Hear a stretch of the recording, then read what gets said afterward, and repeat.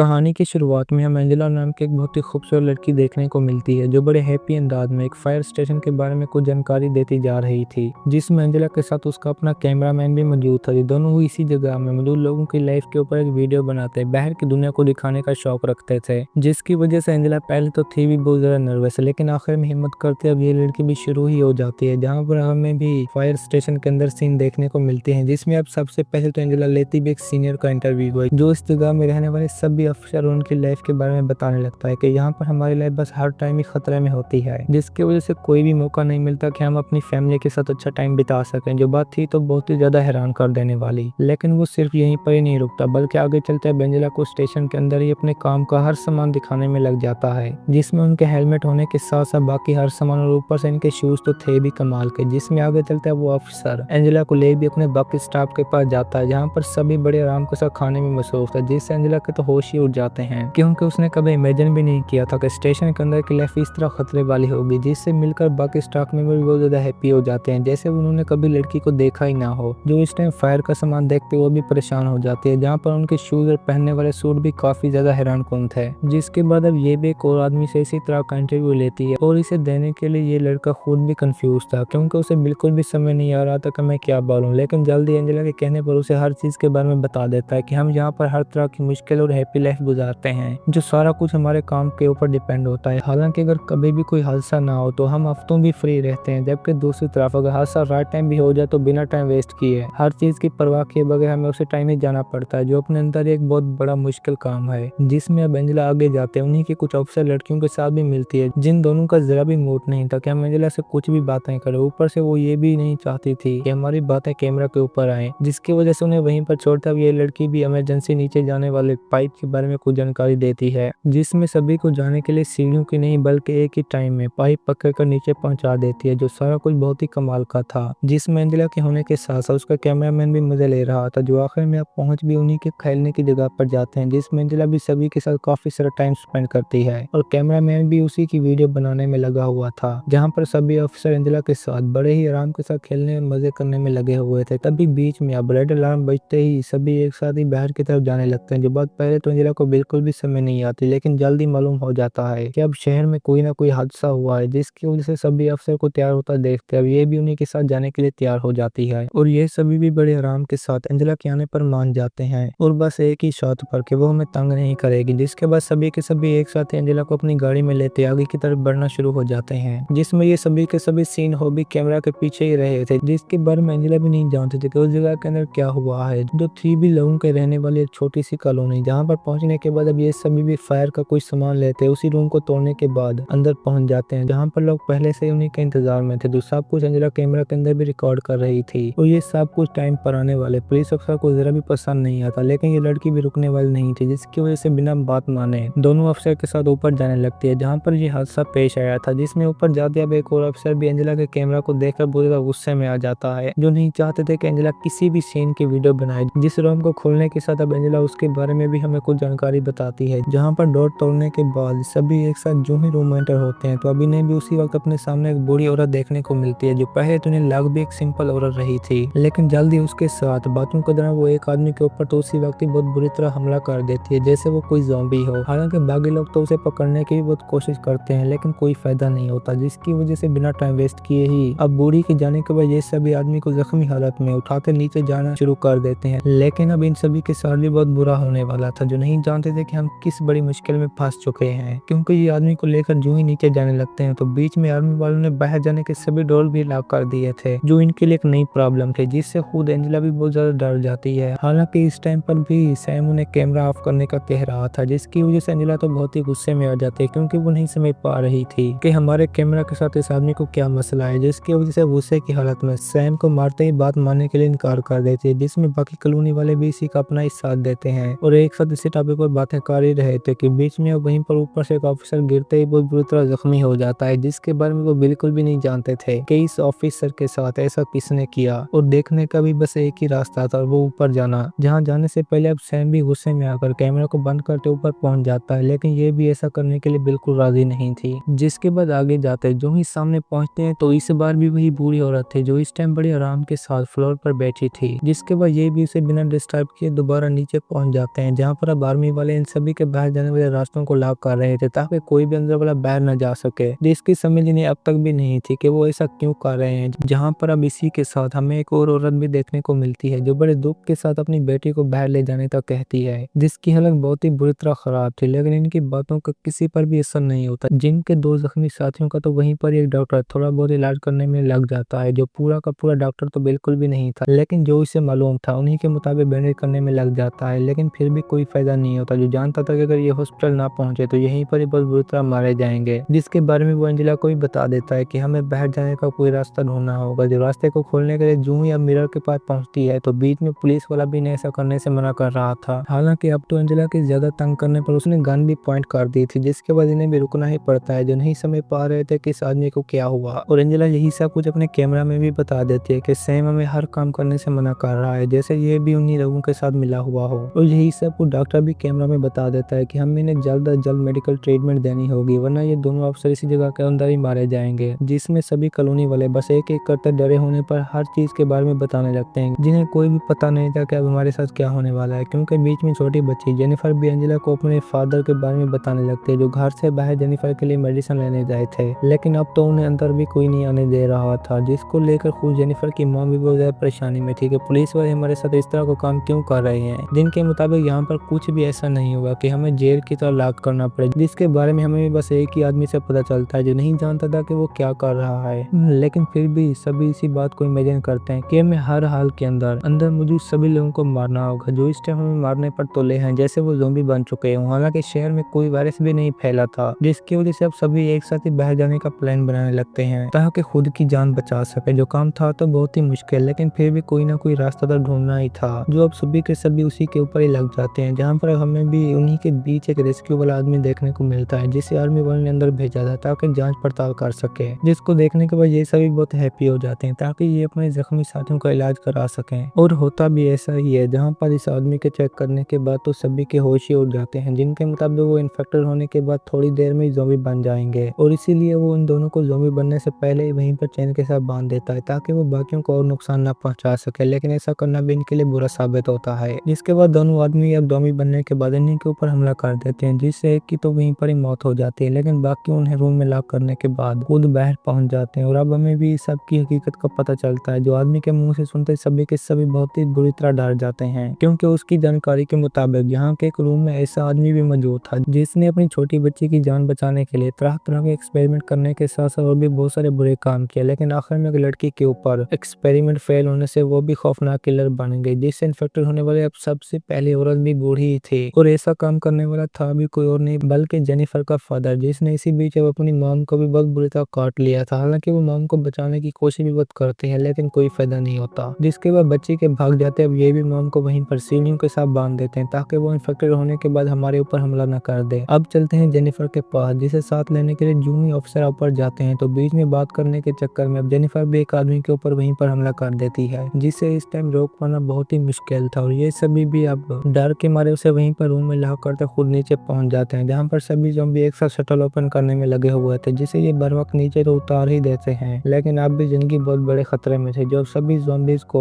ऊपर उठाता देखते खुद ही वहां से भाग जाते हैं, जिनके इस काम से अब मॉम को वहीं पर अपनी जान से जाना पड़ता है। जिसके बाद एंजेला भी अब अपने सामने एक आदमी को देखते और परेशान हो जाता है, जो इन्हें बेसमेंट के रास्ते से बाहर जाने का कह रहा था। हालांकि वो काम था तो बहुत ही मुश्किल, लेकिन फिर भी उसे करने के लिए मान जाते हैं, जहाँ पर इन्हें बेसमेंट की कीज की खातिर जाना भी हेड ऑफिस में था, जो चारों तरफ ज़ॉम्बी से फुल था। लेकिन उस आदमी को भी उसी वो ज़ॉम्बी पकड़ कर मारने में लग जाता है, जिसके बाद बस ये दोनों और उसका कैमरामैन ही तीनों बच चुके थे, जो इस टाइम अपने सामने आने वाले सभी ज़ॉम्बीज को बड़ी हिम्मत के साथ मारते आगे बढ़ने में लगे हुए थे। और इसी के साथ वहीं पर पहुंच भी जाते हैं, जहां रूम की हालत खराब तो बहुत ही थी, लेकिन फिर भी ये हिम्मत करते हैं, चाबी ढूंढते आगे जाने ही लगते हैं कि बीच में ज़ॉम्बीज के हमला करने पर इन्हें भी बस एक ही रूम नजर आता है, जहां अंदर जाने के बाद तो इन सभी के होश ही उड़ जाते हैं, क्योंकि ये रूम किसी और का नहीं बल्कि था भी जेनिफर के फादर का, जिसके एक्सपेरिमेंट फेल होने की वजह से ये सारी तबाही फैली थी। और अंदर तरह तरह का सामान भी मौजूद था, जिसमें खून लगा देखते खुद अंजला भी बहुत बुरी तरह डरी हुई थी, क्योंकि बीच में अब इनके ऊपर भी